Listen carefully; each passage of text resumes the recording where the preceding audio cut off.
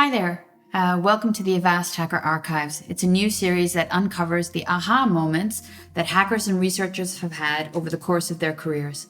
I'm Jaya Baloo, CISO at Avast, and today's guest is the awesome Katie Moussouris, hacker and CEO at Luta Security. Throughout her career, Katie has worked as a professional pen tester, a pioneer and expert on bug bounty programs. She's helped companies from Microsoft to organizations like the US Department of Defense start their first programs on things like vulnerability disclosure and bug bounty. And today she's an established figure and recognized public speaker in the cybersecurity industry. And she's the founder and CEO of a security startup called Luta Security that specializes in helping businesses and governments work with hackers to better defend themselves from digital attacks. I love having you here today. It's so awesome to be able to say that you're more than just like Katie, but you're also a friend. That's right. It's so nice to see you. It's been too long. And I feel like I think it's been like 5 years, almost 5 years since we did all women keynotes at Hack in the Box in Amsterdam. Is that about right? It'll be 5 years in the spring. I think it's even longer when we had cocktails in, I forgot which city. It was either Washington or I don't even know, but that feels even longer ago. So we really need to repeat that. Yep. As soon as we're all vaccinated, I'm on a plane to see my family and friends for sure.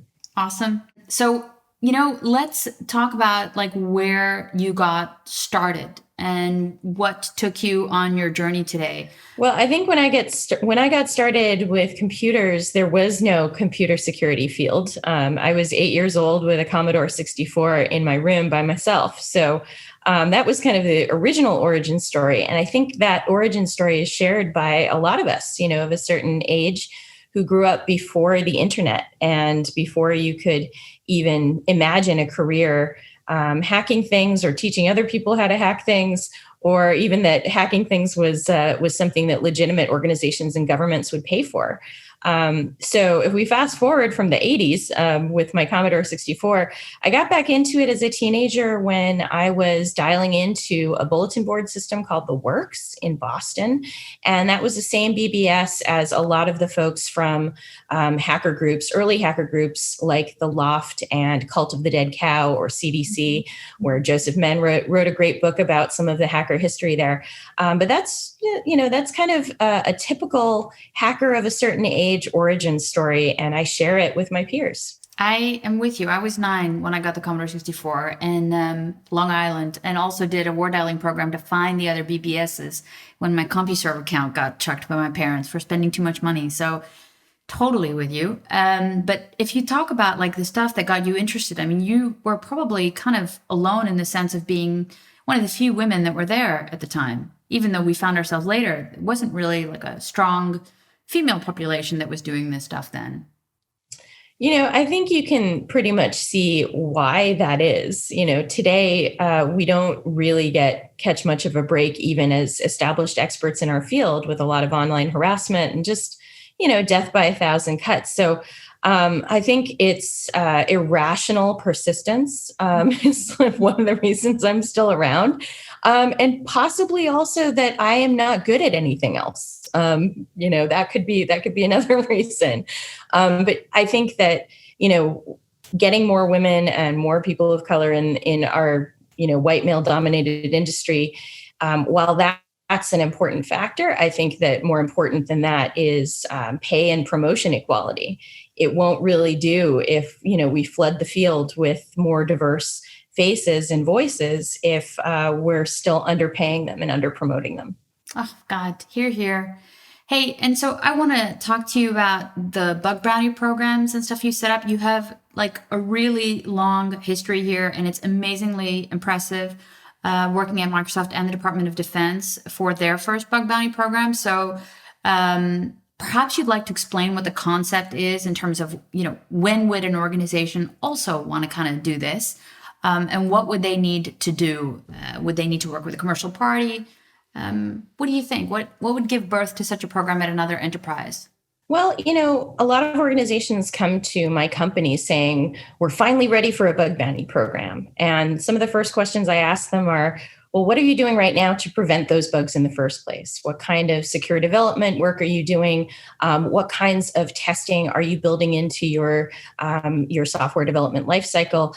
And if there are very thin answers, then I ask them to actually invest in that first, because it is highly inefficient. You can't bug bounty your way to secure, and you can't pen test your way to secure after the fact.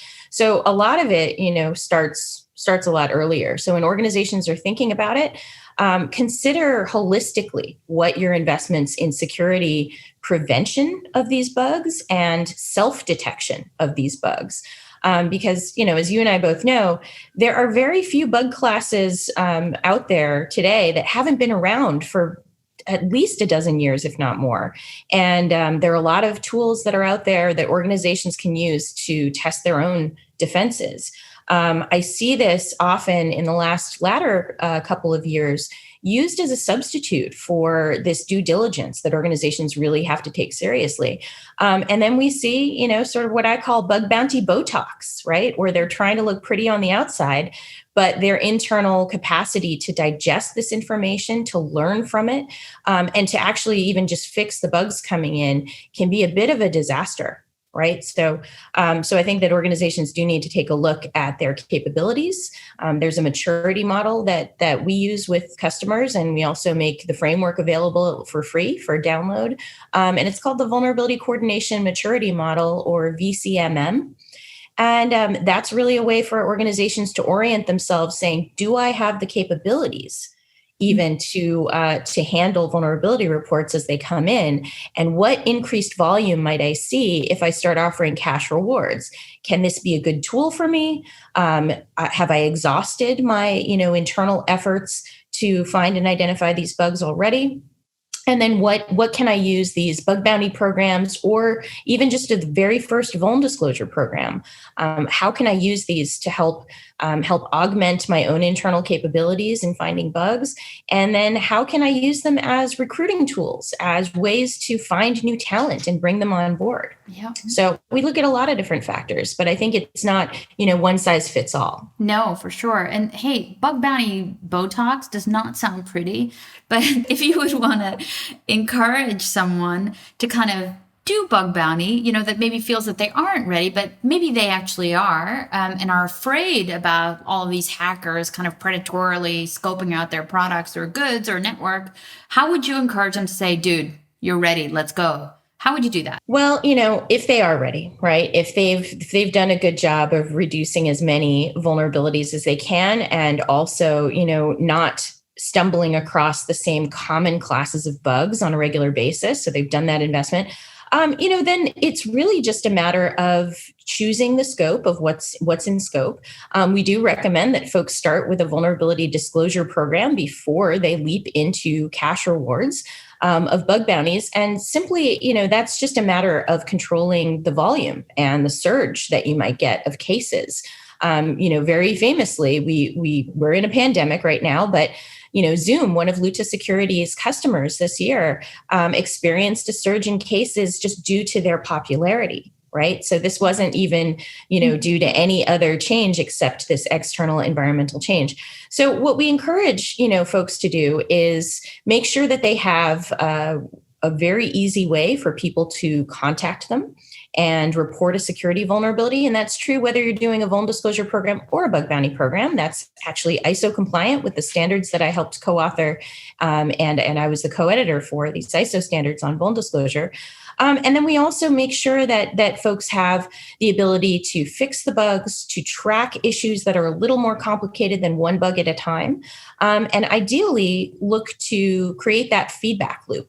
Mm-hmm. So I encourage folks to go ahead and, when they're ready, to set up a front door, make it easy for folks to contact you, think about what's in scope very carefully, and then make sure that no bug is wasted, right? You don't want bugs coming in and you're making the same bug mistakes over and over again. So it's very important to do that, connect the dots on the inside.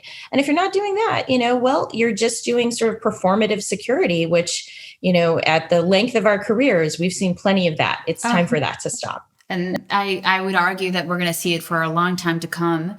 Let's take a look at some high-profile customers. So the U.S. government, I am fascinated by the Hack the Pentagon project that you worked on, but how did you encourage it? Were they originally like hesitant or wary, or were they like gung-ho and let's do this? How were they?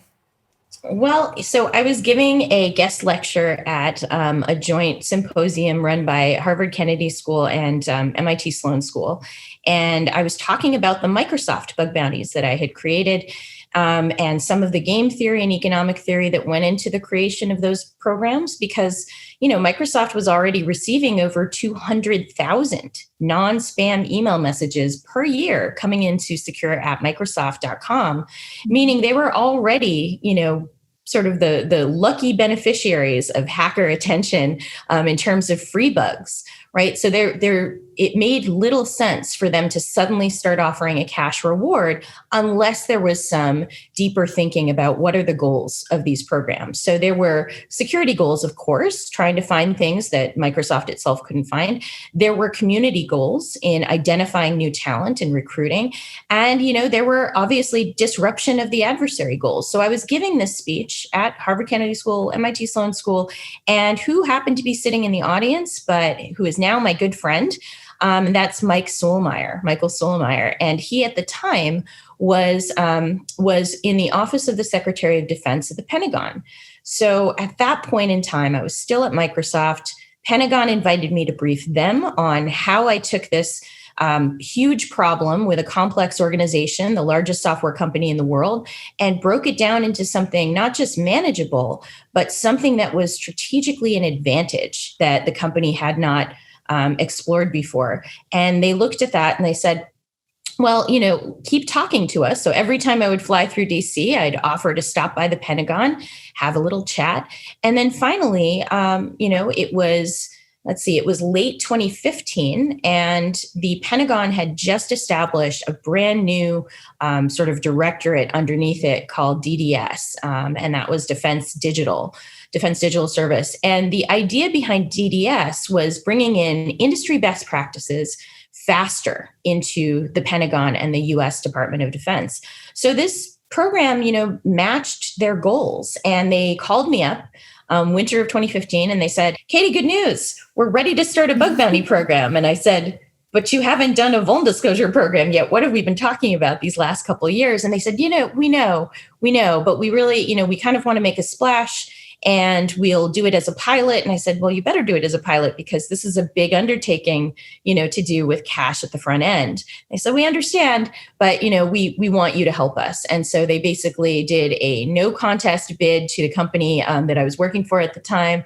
And we launched Hack the Pentagon. But that was, after several years of talking them through it, all kicked off from a small presentation that I was doing at, a graduate school event Awesome. in my old hometown of Boston. That's the origin story of Hack the Pentagon. Awesome. Hey, and so if we would take a look, we know that there's not enough investment from businesses today in these kinds of projects and not enough traction, but I want to talk about a case that's actually kind of current. So the case around supply chain security and actually appropriate testing of your supply chain, and understanding whether the vendors that you engage with also do vuln disclosure, bug bounty yourself. What would be your advice to the drama that we've seen, just in the last couple of days around SolarWinds? What would you say we should do? Well, supply chain security is serious, and actually multi-party vulnerability coordination is sort of this mouthful of a term that we use to talk about supply chain security when it comes to vulnerability disclosure. But I think, the broader issue, what we saw with SolarWinds this week, was that, it is getting more difficult to defend our networks when, in fact, we need all of these different auxiliary services and applications to even monitor our networks, right? And so I think that, we're pretty far away from a reality where we can trust our software or hardware supply chain. And those are just facts that we have to live with. We, the technology that we have incorporated into our lives and every aspect of our society they really rely on, it's turtles all the way down.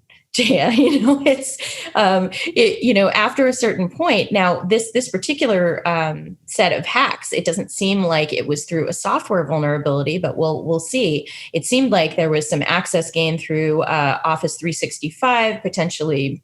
I don't know, I'm seeing hints of phishing to get the credentials to then compromise SolarWinds, which then provided, a back doorway into so many organizations. So I think, as the founder of Microsoft Vulnerability Research back in 2008, and that was our first attempt at multi-party vulnerability coordination and incident coordination across multiple different organizations in a formalized way. I think that, we're really not at a place where most organizations have multi-party coordination capabilities and supply chain security capabilities. So I'm not sure, I'm not sure if we're going to get there in the next, 5 to 10 years, but that's, that is a state of reality that we have to mitigate, at this point. I totally agree. In our development of software and hardware we rely on. It actually makes me think that this would be a really good area to start working in, Katie, like for your company. But I mean, there are so many people out there that are struggling. I mean, especially when we consider that in this particular example, I mean, it's the root of the problems is that really we're terrible at change.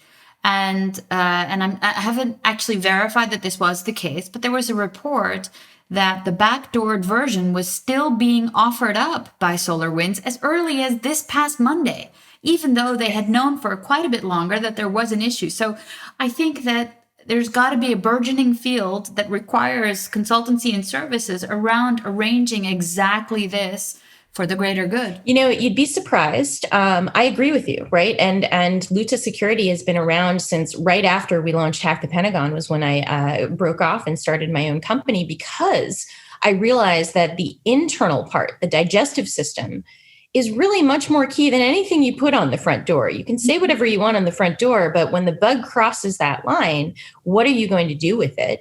Are you going to fix it in a reasonable time frame? And then are you going to learn from it? Those are those big hard work questions. So that's really what my company focuses on. But to your point, you'd think that more organizations were open to understanding what multi-party vulnerability coordination and incident coordination could really look like for them. But I got to tell you, most organizations, large and small, are still struggling on some fundamental level with the basics of this process. I think we had a stat about 5 years ago that was 94% of the Forbes Global 2000 don't even have a way to contact them to report a security vulnerability. That was 5 years ago. Now we're still in the 80%, 86, 88%. Still don't have a front door mechanism to contact them. So when you're looking at, yes, we should have, multi-party vulnerability coordination capabilities across the industry, I think the industry is nodding their heads and still shaking their heads saying, we don't even know how to do the basics. And that's what we found over and over again, is that organizations, they want to do the right thing. They are struggling with the burden of keeping up with incident response, let alone these pre-incident responses, which are these big coordination events, right? So they don't have enough juice to concentrate on both at the same time, with the exception of some very large, complex organizations that had to, like Microsoft. Mm-hmm, mm-hmm. Hey, and this actually brings out another thing that you've worked on that I think there's a fundamental need for. And the question is, how come we can't get the basics right? I mean, one of the things that you've worked very heavily on was the ISO standards, 29147, 30111, and 27034. So if we had these standards and we kind of know what it is we want everyone to do, then why is it that they're not doing more to shape the security environment in the industry today? Well, I think these standards are a good recipe, but I think they're a recipe like a recipe for a souffle, or something that requires taught skills and experience, right? You will end up with pancakes every time you try and, just cook from the recipe book without guidance. And I think that's also something where people underestimate the effort required to undertake these things properly. That is why we keep seeing, even companies with otherwise robust security programs shying away from vulnerability coordination and its cousin, multi-party coordination and supply chain coordination. So I think it really is a matter of our industry itself. The computer security industry is, a scant 20 plus years old. So I do think that, we are expecting organizations to be much more mature than they are. But then again, Google as a company is a younger company than, by a couple of years than the security industry as a whole. We forget how short-lived all of these major technology companies are. And don't get me started on the social media companies.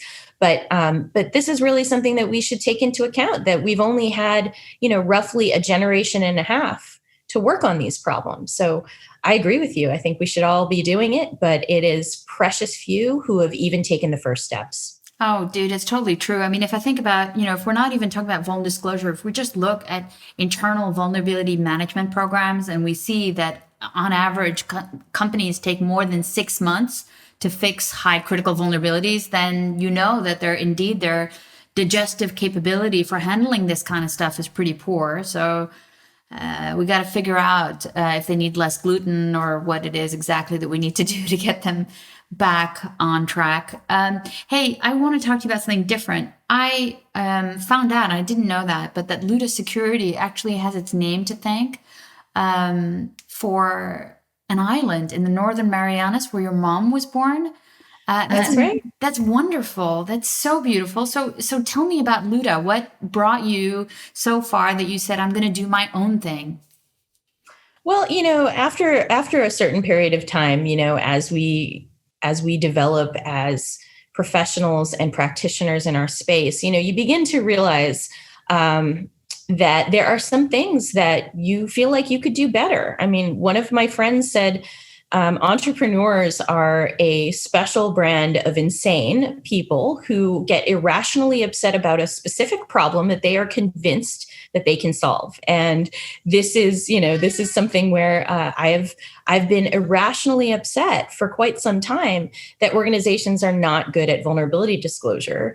And my first manifestation of this was when Microsoft sent me to find out what those ISO standards were all about. And I said, why would we be standardizing, something? And back then we were calling it responsible disclosure. Why would we be standardizing something with this moralistic judgment term in the middle of it, and everything that causes huge contention? And also, I've never met a hacker who is ISO compliant or strive for ISO compliance. No. So what are we doing here?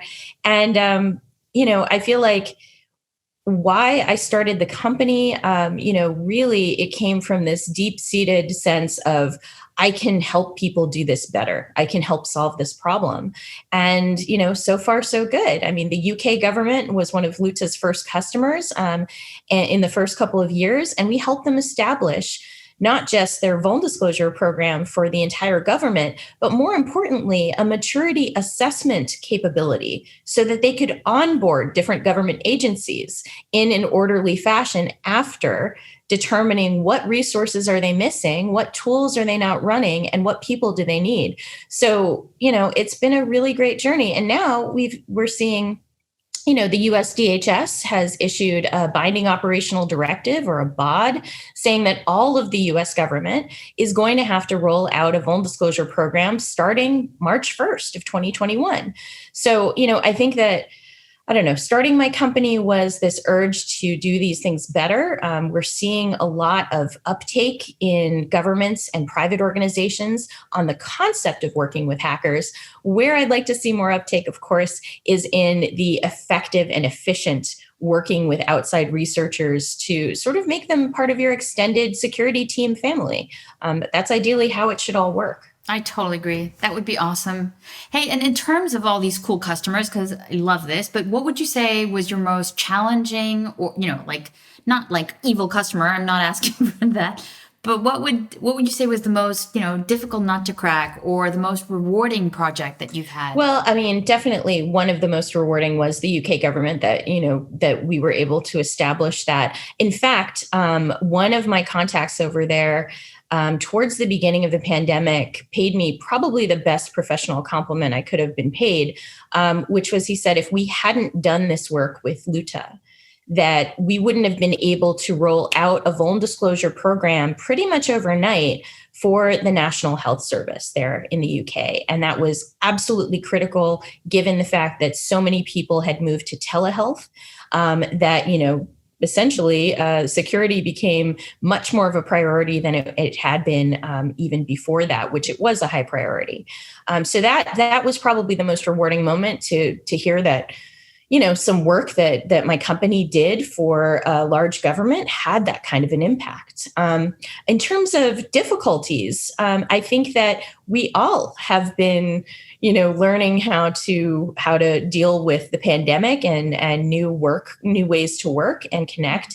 And, Zoom had already been a customer of Luta Security. We had done a maturity assessment of them, and we were wrapping up that project when the pandemic hit.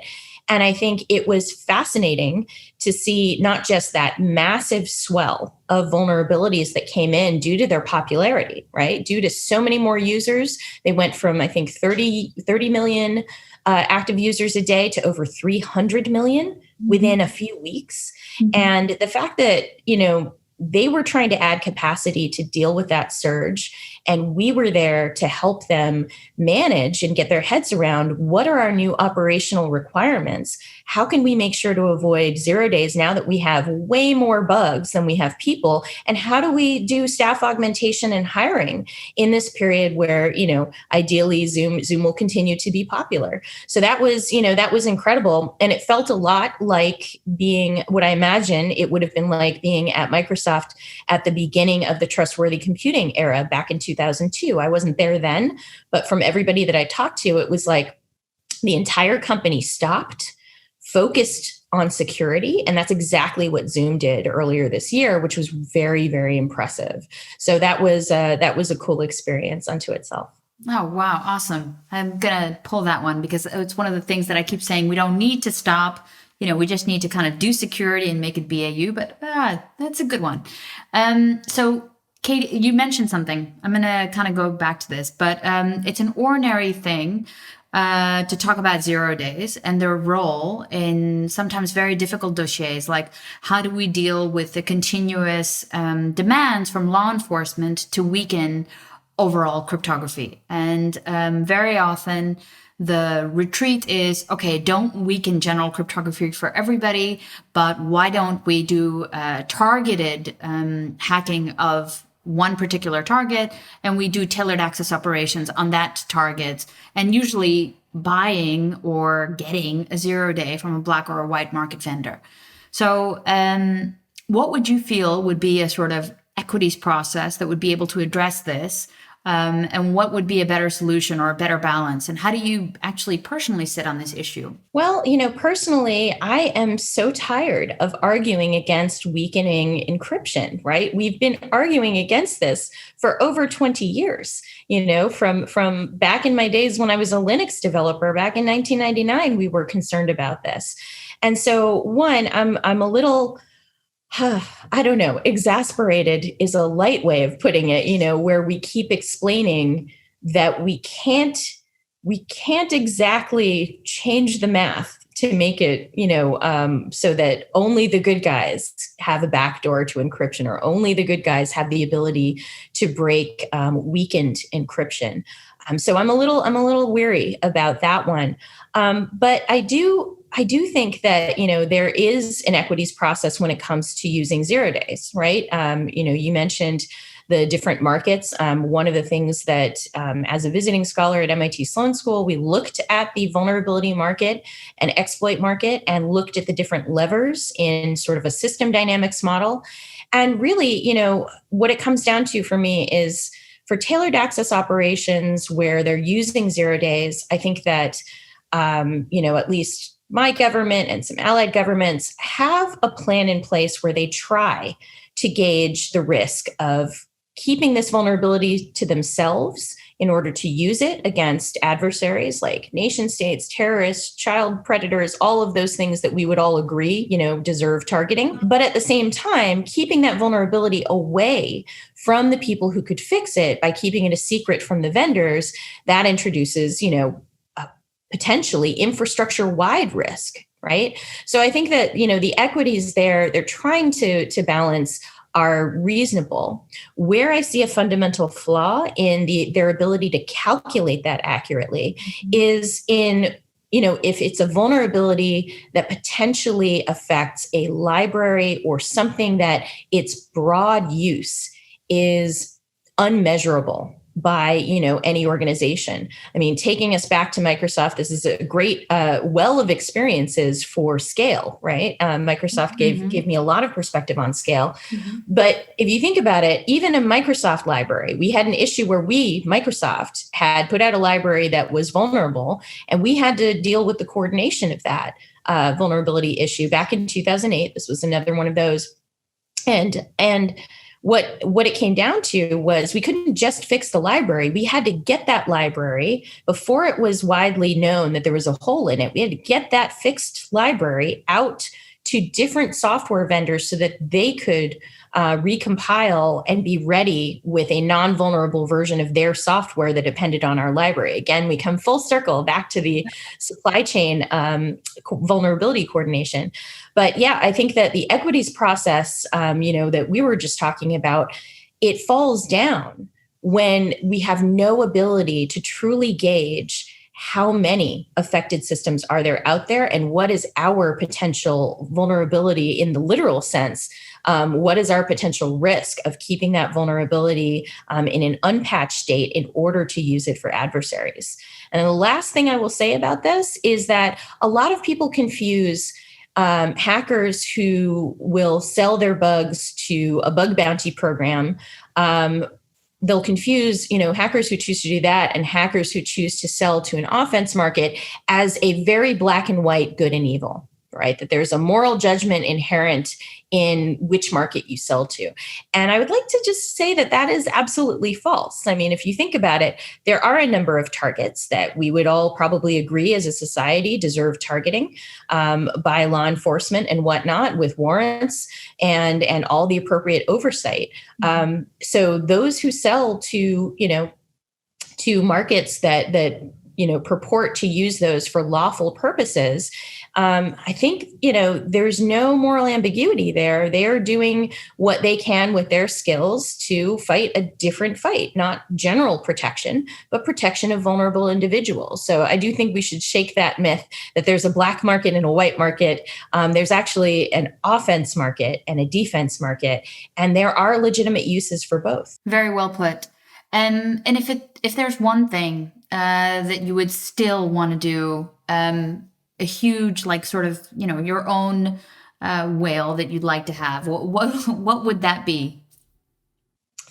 Ooh, I don't know. I mean, security wise, I would love if we could stop having the same conversation over and over again with organizations, right? That they begin to invest in security a lot earlier. I think that we have market pressures that make that a risky move right now, and figuring out what is the right balance of regulation of those organizations in order to push them towards, building more security in and being accountable for that. I think that's on my wish list. And then, the other thing, and this seems so pedestrian, but I think the world would be a much better and more secure place if we could get that last mile or last kilometer, I'm sorry, you're in Europe, the last kilometer of applying the patches out there. So taking us back to SolarWinds, one of the stats that floored me is that they released some numbers of how many downloads of the affected Trojan binaries containing the malware and the command and control software. It was 18,000. And that represented about 55% of their customers of that vulnerable software. That means 45% of them had not downloaded an update for this software since before March. Now, in this particular case, that worked out for them. But in most cases, it does not, right? So if I had a big wish, it would be, how do we get patch deployment and solution and mitigation deployment out there, because that is the true, window of exposure. Yeah, it's not just absolutely. the patch exists. It's, has it been deployed?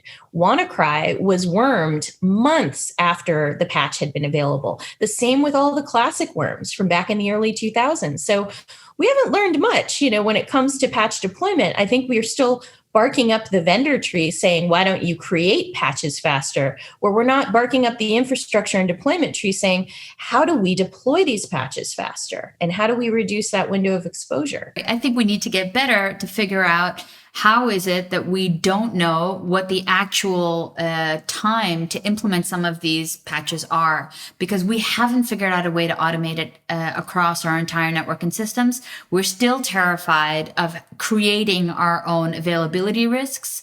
So as a result of which, that 6 months or longer for critical infrastructure exposure it's going to be with us for the next 10 years, I'm afraid. Right. And these are normal, honestly, these are normal windows of time that organizations, you see them over and over again. And in fact, that's part of the reason why I retired as a professional penetration tester. I was sick of coming back for a repeat pen test at a customer and seeing largely the same vulnerabilities over and over again. It felt like I wasn't making a difference there. So I don't know, hopefully in the evolution of my career, I am making somewhat of a difference now at a better scale. But I think that as an industry, we need to figure out how can we scale other organizations, and how do we build this idea of, building security in from the ground up is one of the requirements of creating a business today. And I think that, that still isn't in the mindset of entrepreneurs. Most entrepreneurs, even of other security companies, don't usually have dedicated security staff until much, much, much later. And that's just a fraction of an element really of the market and the market realities that we're in. So we have to figure that one. That's a puzzle for us to figure out, is how do we make market incentives support a more secure computing environment and internet for everybody? Wonderful answer. So, is there anything, Katie, you'd like to tell the people who are listening? I mean, what was your big aha moment? What would you like to convey to others? Well, I mean, security-wise, we're still on a collective journey, and I'm just grateful that I get to be part of it with wonderful people like you. And I think on a societal level, I think that this pandemic has taught us a lot. It's taught me a lot about boundaries and setting them for myself, setting them for my company. I think that as workers in the world, we have an opportunity to change things for the better. Things that have switched from you must be present in an office to you can now work from home, where there's an upside to that. There's also the downside of invading our personal boundaries and blurring the lines between work and home. I also think that as a society, we need to reckon with some of the incredible inequities that we see. We talked about them a little at the beginning in our industry, but it's really societal inequities that need to be addressed. I think the pandemic has underlined that. And for my own part, I had been the lead plaintiff of the class action gender discrimination lawsuit against Microsoft for pay and promotion inequality that is rampant, according to the data that they have there. And I dropped that lawsuit this year in order to push for that systemic change. I thought, I can make a difference if I put my money towards creating a foundation that drives for systemic change. There's one thing I learned being a hacker is that you're not going to cure the internet of bugs, one bug at a time, one hack at a time. And I think that as a society, we're not going to cure pay inequality and some of these other deeper, gender and racial inequities that we see unless we attack these problems at a system level. So that's what I'm doing. It's called the Pay Equity Now Foundation. And, it's up, and it's going to be funding a law center named after my late mother and, driving towards pay equality, because I think that is going to lift us up as a society, and I'm here for it. Well, let me know how I can help. female CISOs need to get paid equally with men as well? We have a pledge. It's a very simple pledge, and we're asking organizations to take the pledge. They don't have to donate money to the Pay Equity Now Foundation. I've fully funded the foundation, but the pledge is very simple. It just says that bias exists. One of the symptoms is pay inequality. We're going to audit for it, and when we find it, we're going to fix it. That's it. Love it. Love it. We should all do it. So I'm really glad you did that. It was a pleasure talking to you as usual, and I can't wait for our next real life meeting, cocktails included. Thanks. Amy.